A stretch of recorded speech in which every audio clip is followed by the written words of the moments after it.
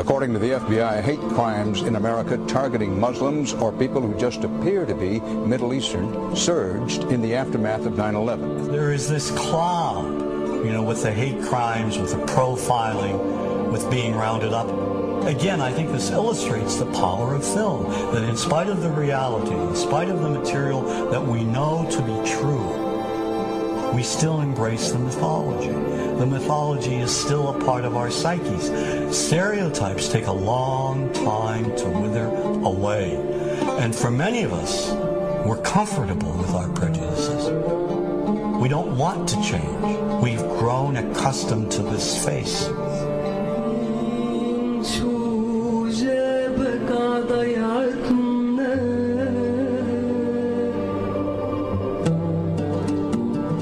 When we think of Arabs, what do we see? What images come to mind? Do we see actual people? People who, despite real cultural or geographical differences, do pretty much the same things that we do.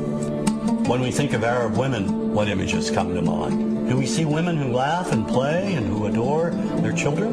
Women who work in the home as well as outside? Would it come as a surprise to know that in many Arab countries, a majority of college students are actually women? What's our immediate image of Arab men? Do we see loving fathers? Men who want to provide for their families? What about Arab teenagers? Do we see them the way you would think about teenagers in other parts of the world? Then there's religion in the Arab world. Do we see it as all-encompassing, dominating everything else? Do we know that even though faith plays a huge role in the Arab world, just as it does here in the United States, that it's also true that much of the Arab world is quite secular? When we think of Arabs and religion, does Christianity come to mind? Do we remember that there are over 20 million Christians in the region who have lived side by side in harmony with Muslims for centuries? To their credit, some filmmakers have shown Arabs and American Arabs in all their complexities. An excellent way to shatter a stereotype is through laughter, through comedy. So we have comedians. Comedians have done this historically. Black comedians, Jewish comedians. So we see Arab comedians doing this, and this is one way to release the tension. My name's on a credit card, true story. Guy behind the counter picked up my credit card, sees the Olive card, looks at me all weird. He's like, hey, buddy, what kind of name is, that?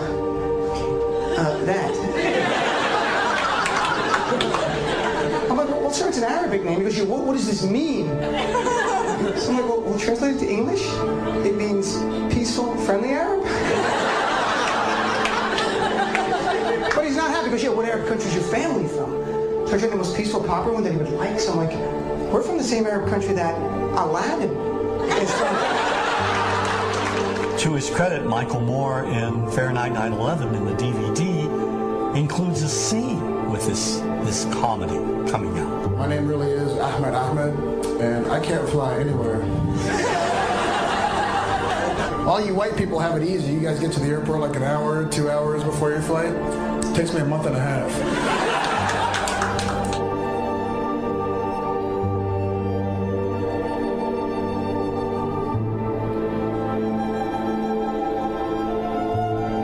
Nous vivons dans un monde qu'on peut critiquer, qui est le monde de la dérision.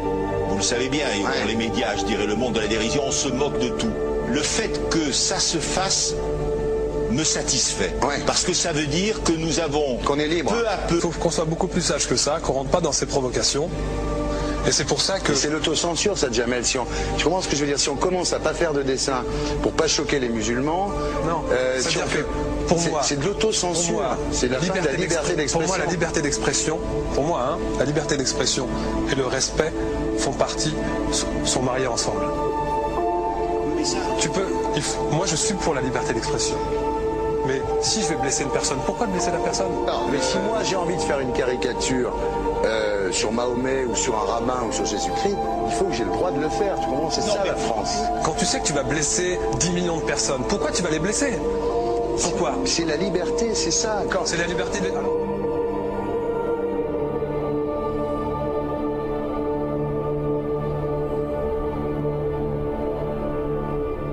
Non, mais vous pensez pas que c'était à vous de vous excuser, non? En disant le sketch n'était pas très drôle, je suis désolé si j'ai blessé des gens, voilà, excusez-moi, voilà, c'est une connerie, c'est mon travail. Mais vous referiez pas le même sketch quand même? Mais le spectacle que je fais reprend en grande partie les lignes de ce sketch. Mais il y a un truc que je comprends pas sur cette affaire, c'est qu'à aucun moment vous avez senti le besoin de vous excuser et que vous en avez rajouté. C'est tellement surprenant, c'est tellement inadmissible que j'en suis choqué. Voilà. Dans un pays où on peut parler, on peut s'exprimer. Et là, pourquoi tout d'un coup, sur un sujet, on ne pourrait pas s'exprimer vous savez bien pourquoi on ne peut pas s'exprimer. Pourquoi?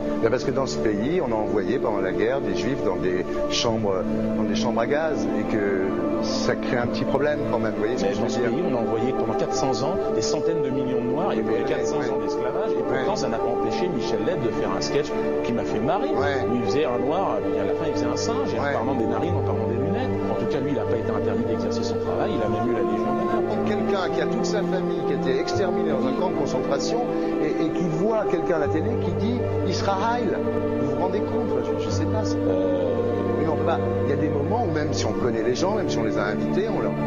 Et c'est pour ça que... C'est l'autocensure, ça, Jamel. Je comprends ce que je veux dire. Si on commence à pas faire de dessin pour pas choquer les musulmans... Non, c'est-à-dire que pour moi... C'est de l'autocensure. C'est la liberté d'expression. Pour moi, la liberté... Et là, pourquoi tout d'un coup, sur un sujet, on ne pourrait pas s'exprimer sur ce sujet? Vous savez bien pourquoi on ne peut pas s'exprimer. Parce que dans ce pays, on a envoyé pendant la guerre des juifs dans des chambres à gaz et que... Deux poids, deux mesures. La liberté pour tout le monde. C'est-à-dire la liberté pour tout le monde. Il y a une personne comme Dieudonné qui a fait un rabbin, enfin qui a fait un colon juif, etc. Tous ces DVD ne sont plus dans les pactes. On l'empêche médiatiquement, on ne le voit plus. Alors que lui, c'est un comique. Plusieurs lois qui ont été faites contre l'antisémitisme. Et moi, je fais un appel aujourd'hui de faire une loi contre l'islamophobie.